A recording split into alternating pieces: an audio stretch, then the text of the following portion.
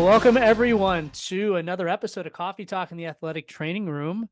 Uh, Very excited to have our next guest with me today. We go way back, full disclosure, way back all the way to 2019. Oh, it's like been a Yeah. full 5 years.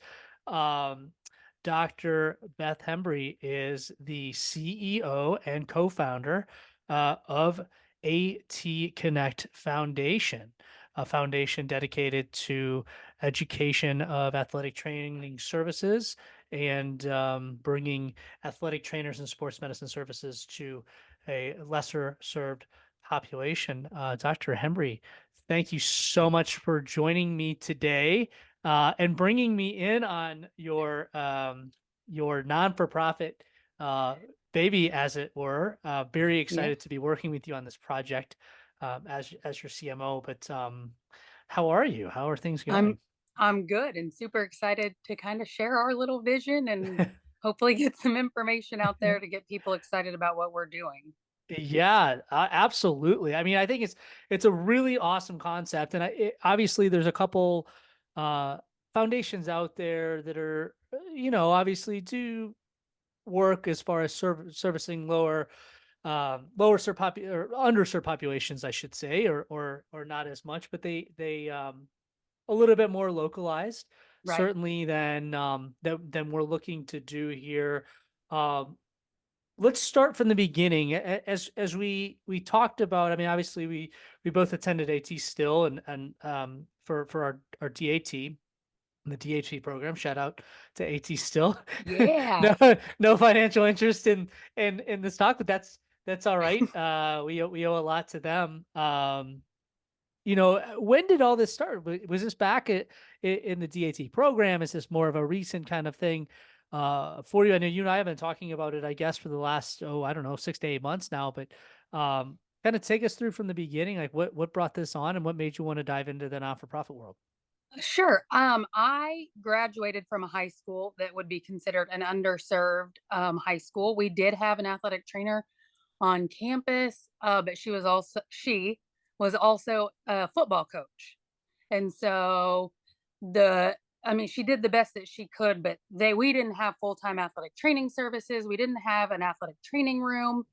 And we were a very diverse school um, from in Tulsa, Oklahoma. And that's kind of where I got my interest in athletic training. As I got into the profession, I found that we were seeing a lot of schools that didn't have access to athletic training services at all. The thing I think that really got me going was it started this time last summer. I really just had this passion. We saw Bronny James have a cardiac episode. We've had a few issues in the conference I work in with deaths of athletes. And so it really got to me thinking, like, if Bronny James hadn't have been at UCLA, the high schools that are in that area, some of them don't have access to that. And so I think a lot of it is protecting our athletes and making sure that they're safe and that everyone has the same opportunity, regardless of, where you end up going to school or your socioeconomic status, or, if you live in a rural area, that everyone should have that. And I think, it's protecting our athletes and the future of athletics. Awesome. So, Yeah, 100%. I think that that's such a big thing to think about, is the fact that everybody should have that access, and so many don't. And we've talked to a couple people on here as far as trying to provide that access a little bit, to athletes in different ways. Namely Adam Halpern with Wave on Health. And I know you guys have had some conversations as well.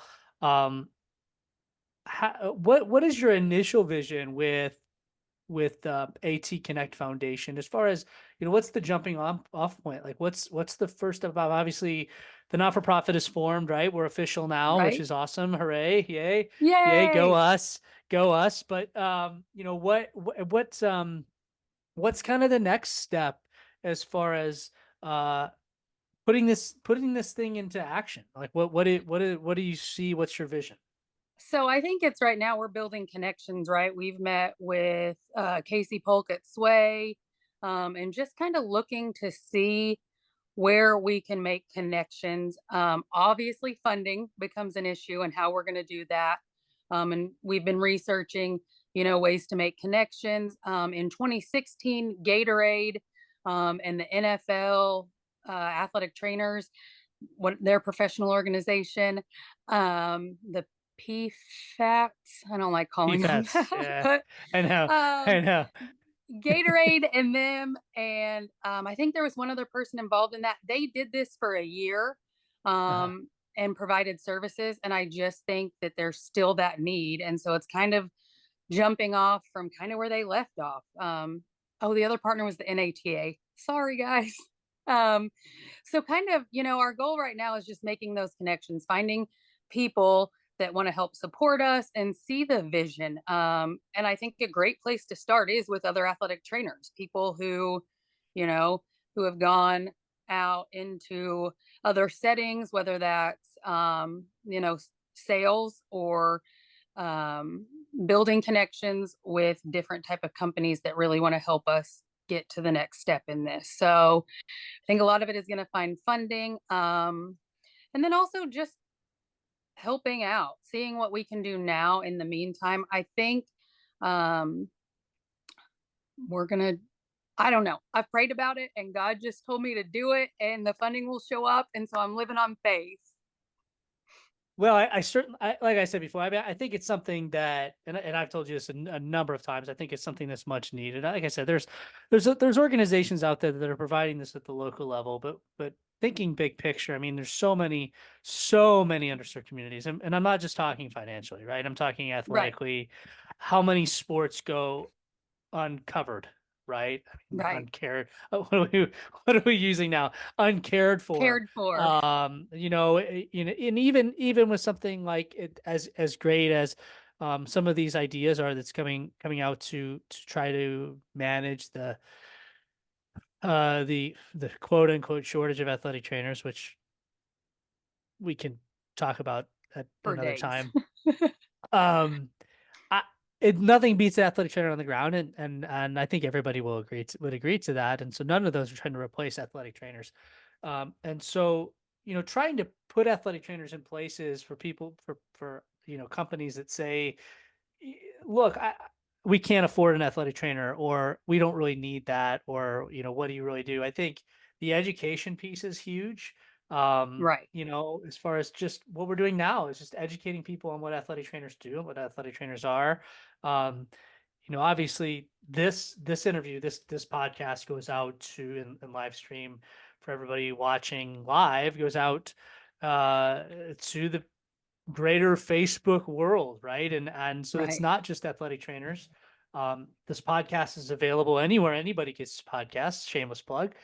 So it's not just athletic trainers, and so we're yes, we're talking to athletic trainers, and we're talking to our base, but I mean to I think you would agree that to make it healthcare what it needs to be for everyone, it needs to be a community-wide effort in the athletic Correct. or active population community, and that goes beyond the medical professionals Right. because we can advocate till the cows come home, but we need people to outside the profession and outside of medicine to advocate for athletic trainers as well, right? Yes, we need the parent support, um, and we need support of others. And I think one of the things that I really want to say is we're not trying to replace those local Mm. community outreaches. We want to bring them in and help build this as a nationwide thing. So we're not trying to step on any toes. But also, the other thing I want to talk about, it's not, we're just not going to provide them a free athletic trainer. We want to build them a future so that they can start identifying where they can get funds, how they can make this possible, and how to keep it going. Like, unfortunately, we're not going to be able to pay or have the money to continue to pay year after year, but it's getting them in the schools or eventually, we want to reach out to some organizations that have tournaments and things and help them also make sure they have appropriate coverage. But again, I think it's really just reaching out and helping them realize the need, putting someone on the ground, and they can see the value that they're bringing to their school, and then they'll find the need and they can help build a plan to go Yeah, ahead and continue with our services. absolutely. And like so many other things, it's illustrating value, right? It's Right. how do you illustrate the value of what it is? I think a lot of times people see athletic trainers stand on the sideline with a water bottle and they think, who cares? I can do that, right? And Right. they don't understand because they don't see the background of what we do every day. They don't see the participation aspect of it. They don't see the communication and collaboration, interprofessional collaboration with physicians and PTs and OTs and chiropractors and general practitioners and they don't see the continuing ed side of things. And so to them, we're almost a coach, right? And Correct. so kind of what steps, I mean, yes, we're putting athletic trainers in place so people can understand the value, but what other steps do you foresee for this foundation? Events, webinars, things like this, educational Right. sessions. That what do you foresee in the coming days, weeks, months, years, that people might be able to look forward to gain that a little bit more information or understand a little bit more of the background behind athletic trainers, from the standpoint of the ATConnect Foundation. Yeah. So, one, I think we're going to have an education portion eventually for the general public, for coaches. There's a lot of resources out there that I don't think people are aware of. Um, I've been talking to the American Red Cross about offering basic CPR training online for coaches, just so they can have that, and kind of making a one stop shop on your educational piece for the general public. Um, and having that available. I would like to be an NATA so we can connect at the convention next year in Orlando and connect with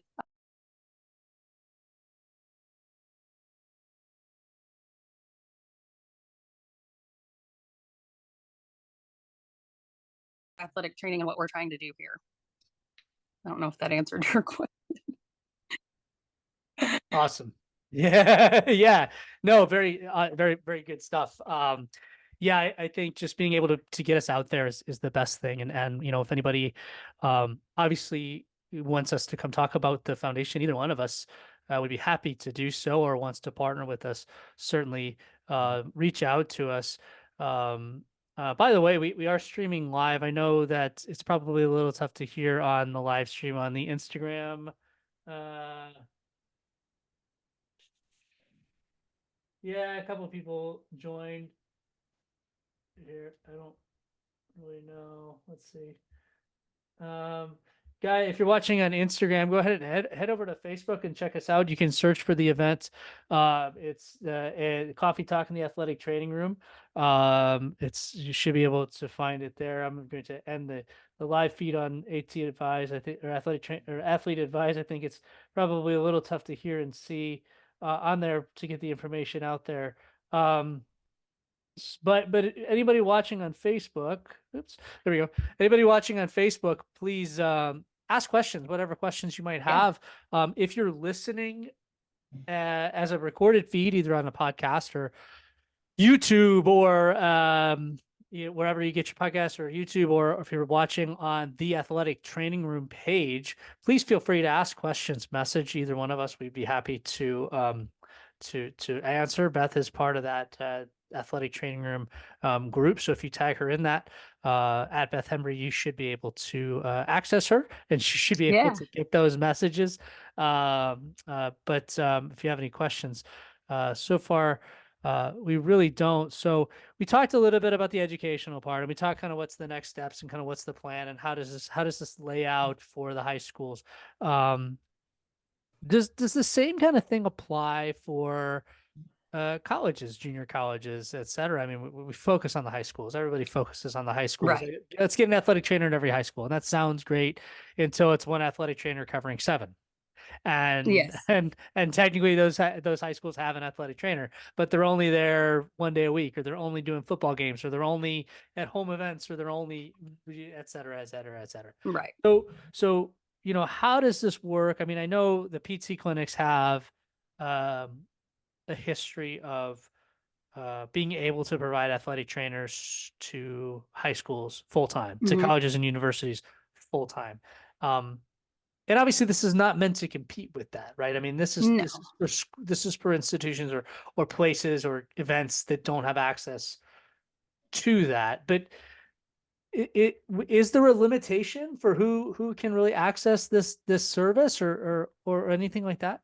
Well, I am a junior college athletic trainer, and so that's, my passion, is helping athletes get to the next level and get to where they need to be. So, I would love to go the junior college route and help those too, because unfortunately, it is sad the number of locations that I travel to with my men's and women's basketball programs that don't have athletic trainers. They have no one there. So if anything were to happen, you're kind of on your own. And so, no, we're not going to limit it to secondary education. We want to help whoever. We focused on secondary education because we know that there is a hole that needs to be filled there.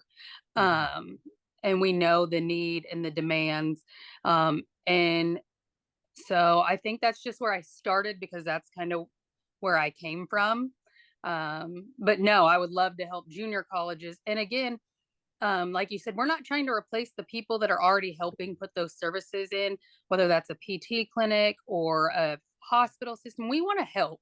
We want to figure out how to make everything flow. So I think building those relationships with our providers in the community is going to help get us to where we want to be eventually, someday. We actually, while you were talking about that, I think interesting comment from Tanner Crumwoody. Thank you, Tanner. Tanner was a former student of mine at Eastern Illinois, and uh, Tanner, chime in on this on the chat, and I'll relay the message for you for those listening on other apparatuses.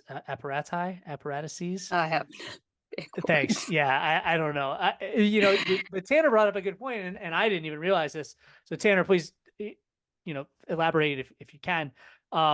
He said, "I wish public schools knew how they could use their tort funds to fund a district hired athletic trainer." Which is interesting to me. I did not even know that was a thing. Now, Tanner, my I question, I did guess, would not. be, is that only in certain states? Is that a state-based thing? Is that a national? Do you know? Is that, and certainly something we at ATConnect can do some more research on and provide information. Yeah. So thank you for that information. That will certainly be one of our topics of conversation of how people can hire full-time athletic trainers, Yeah. because Beth, I think that the interesting part of that is we talked about putting people in, but not just handing a free athletic trainer. Eventually, they're going to have to find a way to fund these things, and so that could things like that and being a little bit creative could be ways that people could do that. Yeah. Absolutely. And I think that's one of the things our goal is going to be is help them identify how they're going to keep this and how to make it run. And, um, we're in our infancy.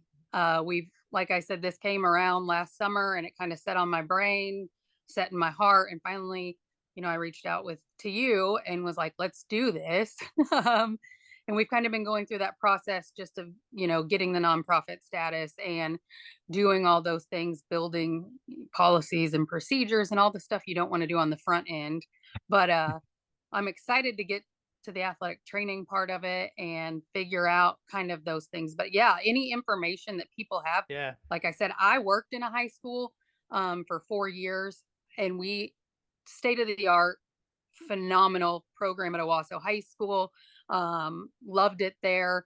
But, in the same town, 15 miles over, there's a school that doesn't have an athletic trainer or Hmm. doesn't have the access to that. And so I think, it's finding ways to help them keep it going once we get it started. And that's going to, we've started an application process and what that's going to look like. And there are requirements like what are your current statuses? What is your plan after this? So coming in, they have to have some idea of how to sustain this and us having ideas that are going to say, hey, this is available Yeah. in your state is fantastic idea. So is one of and we need to focus on that.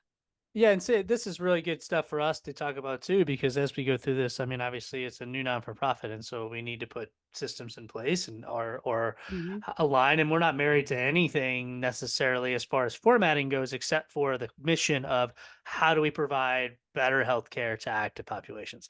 And Correct. Tanner said that the definition of tort funds, and he makes a good point. The definition of tort funds is to prevent or fund lawsuits. Yeah. And so, I mean, by definition, By that makes definition. sense. He said he's not sure if it varies from state to state, but it's how his position is funded by his school, and Okay. his school funds the SRO at their school, the school Oh, resource student officer. resource officer. And so I think that it's very interesting. So perhaps, I mean, if you're somebody that's at a school that's struggling with funding, or you're running into a lot of how we really want to hire an athletic trainer, but we can't. Perhaps that's, that's something to really look into and discuss with your administration of, well, what are our tort funds being used for, or can that be used in our state? And I think it would make sense to me, as long as state law allows it or defines it in the same way, it would work. Disclosure, I'm not a lawyer. Me neither. However, thank you, Tanner. That's awesome information. And that's the kind of stuff we love to see. I mean, even if it's not providing financing for ATConnect. We love information like that to ATConnect. I think that's really awesome to have, And certainly. like our goal is not to finance them. If we can help them figure out a Mhm. way to get their own and help that put that in place and help them with the policies and procedures, that's what we want to do. It doesn't, it comes down to, I mean, I worked in athletics. I've been in athletics 20 years now. I didn't know of a tort fund both at high school and collegiate levels. So Yeah. I wonder, you don't, you question how many coaches or athletic directors in these smaller or underserved populations know about it. So, Yeah, and I would suspect probably not that many, just because it probably doesn't come up. I mean, right. I would assume, and I would assume now, I spent very limited time in high schools, and so I don't know. I mean, most of my career has been in larger colleges and universities for the most part. Um, However, I would assume that there's a lot of money that goes unused in the budget, or money that is not. I mean, even talking to colleagues that are high schools, I know, that are looking for secondary, or they're looking for assistant athletic trainers. They can't hire anybody because it's simply a stipend, which is not a lot, right? I mean, No. people don't want to work for that, but they're not, those athletic trainers are not getting those funds, which is a problem. At the same time, is a problem because they're working by themselves. But where's that money going then? That money's just sitting there. It's going elsewhere. Does that go to more coaches at the high school level? And I think those are the kind of things I think we need to educate people about as well. Beth, is there's money there. There's funding there. It's how do you get it? And we need, advocate. We'll do our part at AT Connect, but people need to advocate for themselves in positions like that where, like, look, I know there's extra money available. How do I either get somebody else for help, or how do I get access to those funds, either for a supply budget, or for my personal budget, because I'm working the job of two different people. And so I think that's huge, and how people learn how to do that, and that's probably something that AT Connect can help out with, at least from an educational standpoint, and providing guidance and perhaps educational coursework, and not work, but courses and webinars and Yeah. things like that, of maybe some good ways to go about that. Yeah. And like I said, we're wanting to educate everyone. So figuring Mhm. out whether that's athletic trainers that are in secondary settings or junior college settings, how we can help you. It's again providing better health care to our student athletes and the active population. So it doesn't, we're just not wanting to fund people. We're wanting to educate. And that's kind of where you get on to eventually long term working with the big USSAA softball or these people that are hosting tournaments and not providing emergency care, whether that's an IMSA or ambulance on site, or an athletic trainer. I set out and watched my 13-year-old Brecken play softball last summer in Oklahoma. It was 110 degrees and she was playing on turf, and you couldn't even get an ice bag. Mhm. So what, it's helping organizations to put into place policies and procedures and protocols. And, again, I think, unfortunately, a lot of things were reactive and not proactive. And Oh, so my 100%. goal is to be proactive and help so no one has to go through, the loss of an athlete, or, you know, an extreme situation where we weren't prepared then, but now we've got to figure out how to fix it on the back end. I would love to prevent that. Just simple Yeah, things. I think that's it's a great segue because my next question was just going to be kind of, talk about how you see AT Connect working with organizations currently trying to provide for those sorts of uh, events, associations, organizations, the likes of um, Go For, which just recently, I think yesterday, announced a partnership with the Katy. And down here, it's big hospital systems and big PT companies, Premier and Advent. I'm sure it's like that all around the country. I know in Indiana, it's Methodist and it's Franciscan, and I mean they're all over the place. So, a lot of roles. I mean, if you go on the app right now, there are a lot of roles that are not getting filled for a variety of reasons. Be it they don't pay enough per hour. It's in the middle of the week and people have full-time jobs. It's tough to cover. It's an event that nobody wants to do, Yeah. either because of liability or because it's just a headache or because for whatever reason, right? I mean, there Right. are a myriad of reasons. So how do you see AT Connect working with those organizations trying to or provide those positions, right? Provide those Right. athletic trainers, and how do you make those? How do we make those more? And maybe there's not an answer to this, but I guess my question is, how do we make those more appealing to the athletic trainer, aside from the financial piece, aside from you pay somebody enough money, they're going to do anything. Aside Yes. from that, how do you make those jobs, those positions, those shifts more appealing to athletic trainers to ensure that those kids are covered in the 115-degree Oklahoma heat in the summer? Well, and I think one of the things that focusing on would be policy and procedure. And I know that's silly, but when you look at those facilities, I've been to many PRN things where I'm covering tournaments that don't have an emergency. They're like, here, you're here, here's the address. Like having that emergency action plan, knowing policies and procedures, weather, maintaining those things. I've thought about the um, competition or the competitive stuff, the tournaments, but I haven't spent a lot of time focusing on that because I really want to focus on getting one up and running. But I think it's going to be difficult um, to kind of get those until, I'd love to partner with Go for Ellis um, and see how we can do something together to make those more appealing, right? Um, and I think, unfortunately, a lot of those comes down to financing, which, we're not gonna be able to finance a whole national softball or baseball organization.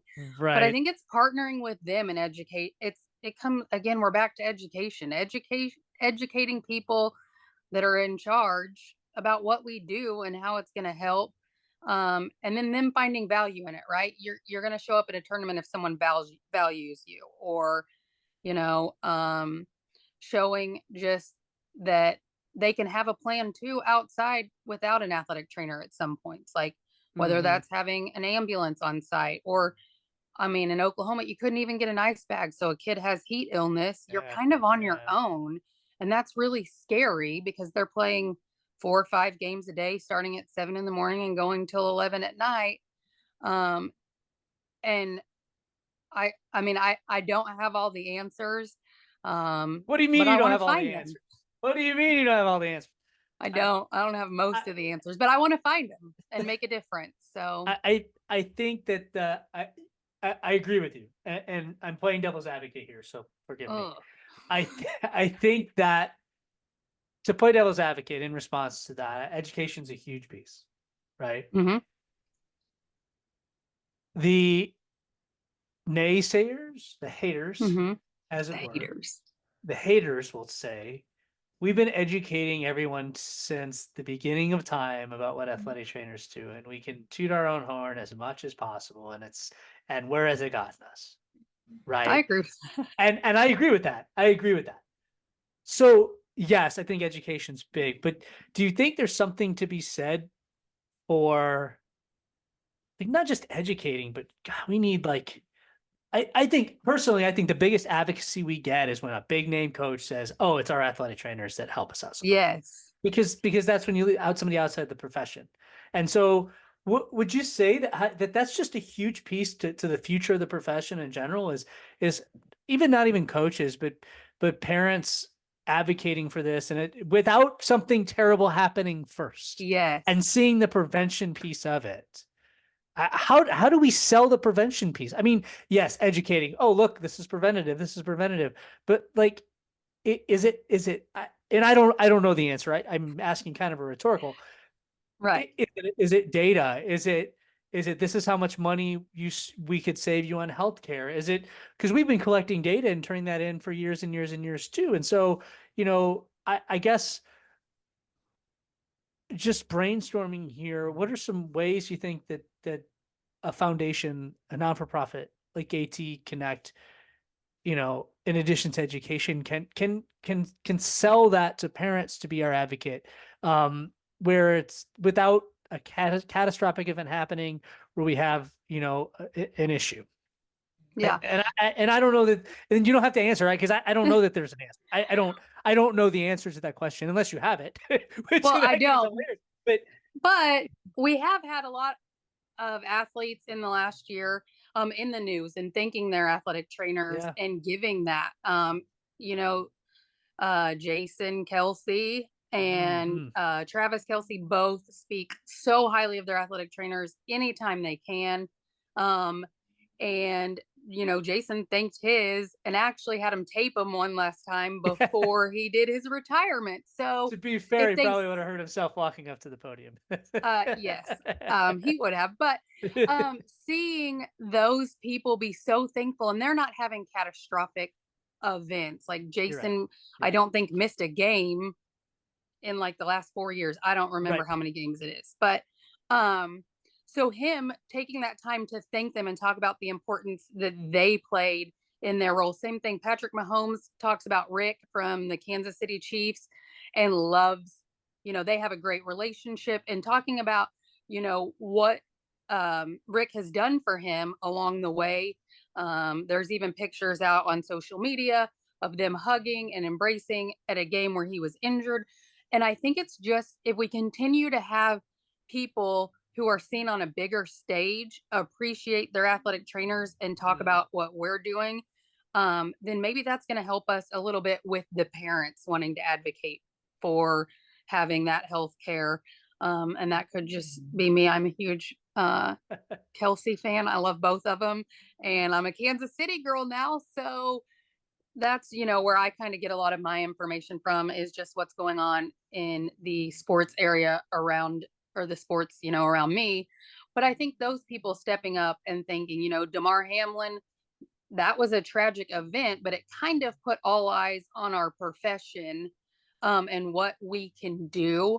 Um, and what I love about Damar Hamlin is that we recognize the person that did it and put a name with the face because sometimes hmm you kind of need to see. And I think and all athletic trainers run into this. People don't know what we do still, and how do we get past that? I worked in a level one trauma center in Tulsa with physicians working in the emergency medicine field, and they didn't know what athletic trainers did.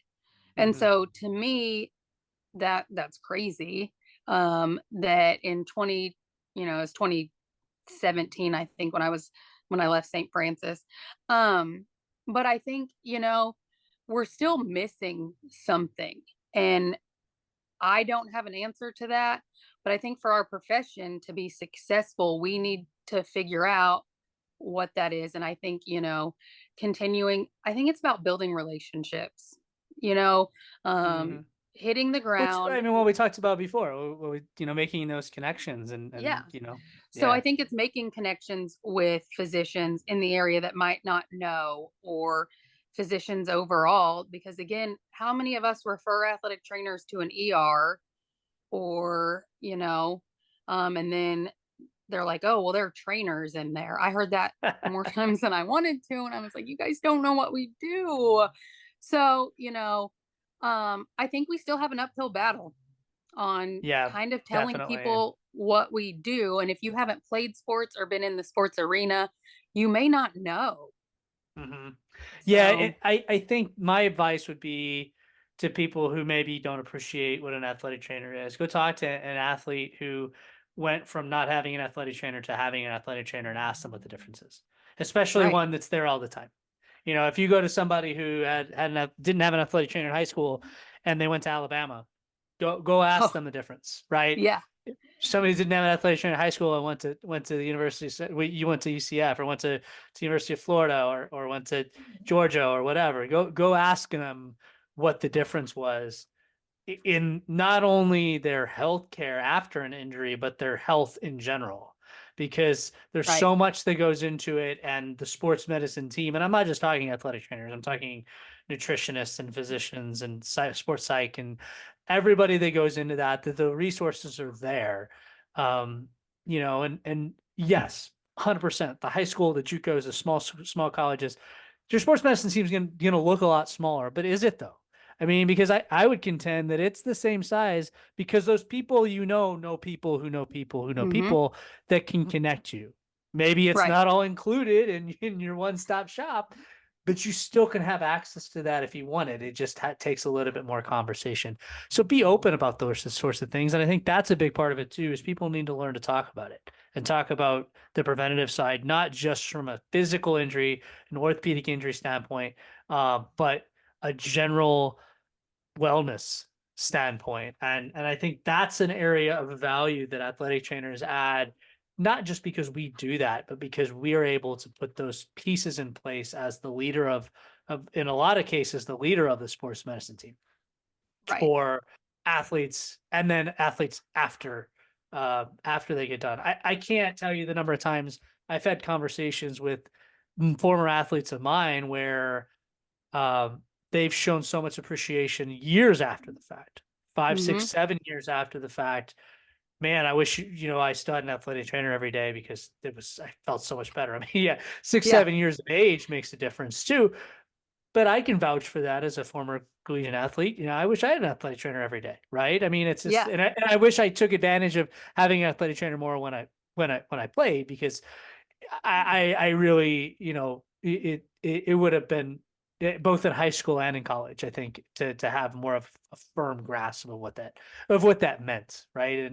Yeah. And so yeah, to go if you're somebody that isn't an athlete or has an athlete as a kid or doesn't understand or wants to know more, go ask an athlete who didn't have an athletic trainer and then did have an athletic trainer and ask them what the difference was, because I think that's going to be your best insight into. I mean, you could ask an athletic trainer all day, but go ask somebody who didn't. And those are going to be our biggest advocates. I think is those people, and then obviously the converts that they create off of that, right? Yeah, and I Um, know athletic trainers will wanna talk your ear off about it, so you can ask one of them Yeah, too, you and can they'll ask tell them you. too. I'm sure they'll tell you. I know both of us will tell you Yeah. all about it, and why Yep. you should hire an athletic trainer and pay them premium. Um, Premium. premium, the big bucks, the big Yes. bucks. Um, Last thing I want to touch on before we get into the nitty gritty of like how to get in touch with us, and Okay. we'll end with that. But I know this kind of started, and this kind of gears off the logo a little bit. We talked about Bronny James. We talked Mhm. about DeMar Hamlin. I mentioned sudden cardiac arrest. Um, and I know that's a topic near and dear to your heart. Mhm. No pun Fun. intended. But near and dear to you, as it should be everybody, is prevention of sudden cardiac uh, events from an athletic trainer perspective at a junior college who maybe doesn't have the resources of a big school, right? Mhm. Of a University of Kansas or Kansas State, but you're in that power football conference in Kansas. Um, and then you look at high schools around the area, maybe in rural schools and things of that nature. So with your athletic trainer hat, and then as you're with your CEO of a non-for-profit, looking Yeah. out for those athletes and trying to educate and add resources for those athletes. Um, what advice or what is the best thing you could say to help prevent sudden cardiac arrest, or what do we need to be doing more of, specifically at the underserved level For sure. to help prevent those things? So I think, um, you know, policies and procedures put in place where coaches are all required to do CPR and AED training. I will say I'm at a junior college in the KJCC that's a powerhouse in football. We don't have football, and I have one of the most blessed programs probably in the Jayhawk. I have two full-time assistants, three team doctors, a chiropractor.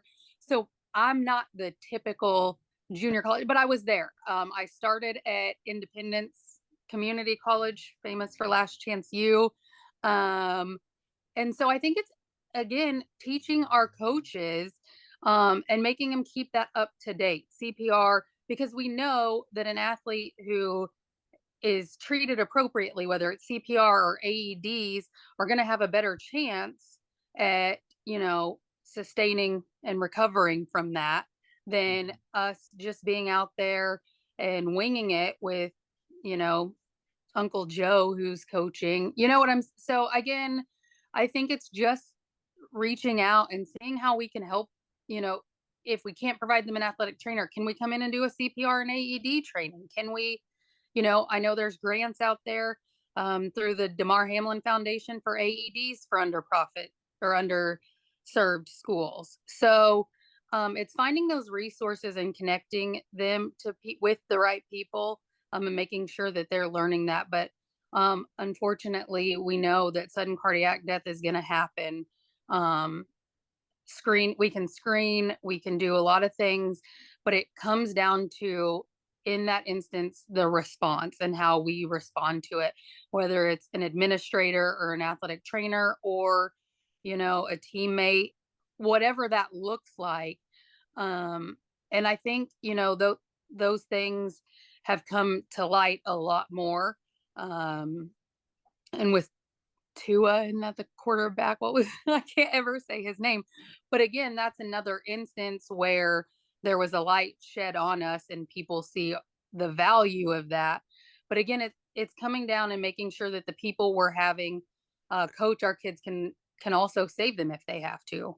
We hope that no one ever has to do that, but making sure that there's an emergency action plan and that coaches are trained in that and they know how to respond to an emergency in the event that it happens, um, is a big piece of it.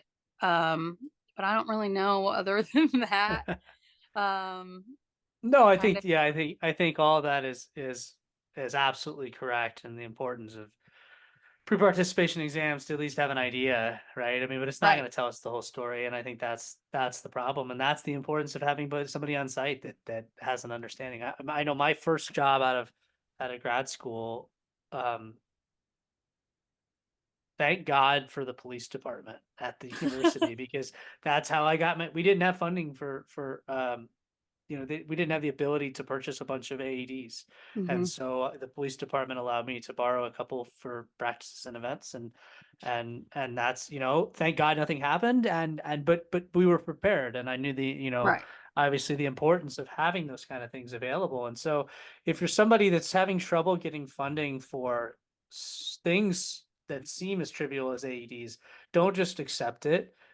Find ways to do it. If you talk to us or you message us, we will give you resources to be able to provide information. Message Beth; she can give you all kinds of great resources that maybe you can try. Like we talked about from Tanner's comment earlier about funding athletic trainers through the tort funds. Hmm. And so there are a lot of different options out there if you get creative enough. And really talk to your administration and mention, like, look, these are things that need to happen in order for us to keep our athletes safe, and it's going to ultimately save us money in the long run. And I promise you, as soon as you start bringing up prevention of lawsuits, people's ears are going to perk People up are and they're going to going to listen. listen. And they're not gonna want to deal with that. As much as we stress about it as athletic trainers, I guarantee you administrators stress that much more, because they don't want that kind of headache because it's their name in the paper, as well. So certainly talk to people, and you know, along the lines of talking to us, messaging us, asking us questions, which people certainly can do, or asking advice about how people can go about it from the ATConnect Foundation, or support that maybe we can give them from an advocacy standpoint, which we're happy to do, of course, in any way we're able to do. What are some ways? What's the best ways to get a hold of you, Beth, as the CEO of this fine non for profit that you've established? And how do people get a hold of you with questions, comments, concerns? Where can people find out more about ATConnect Foundation?